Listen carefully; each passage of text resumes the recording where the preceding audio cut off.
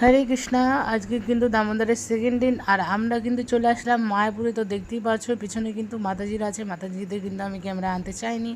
তো যাই হোক, আমরা কিন্তু মোটামুটি মায়াপুরে চলে এসেছি। তো তোমরা সবাই দেখতেই পাচ্ছ, এটা কিন্তু প্রভুপাদের পুষ্প সমাধি মন্দির। তারপর কিন্তু আমি চলে গেলাম আমাদের শ্রীমৎ ভক্তিচারু গুরু মহারাজের পুষ্প সমাধি মন্দিরে। তো এখানে কিন্তু চলে আসলাম আমরা। তো আসার পরে এখানে দেখতেই পাচ্ছ মহারাজকে আমরা দর্শন করে নিলাম, দর্শন করে আমরা প্রণাম করে নিলাম। আর তারপরে কিন্তু দেখতেই পাচ্ছ এখানে কিন্তু খুব সুন্দর ফুলের গাছ লাগানো, আর এখানে কিন্তু প্রভুপাদের পুষ্প সমাধি মন্দিরটা দেখা যাচ্ছে।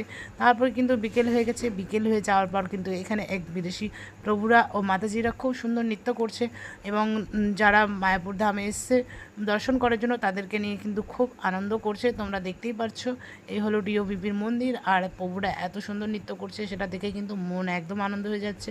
আর এখানে কিন্তু ওনারা সব সময় এই নৃত্য করে প্রত্যেক দিন সন্ধ্যাবেলা।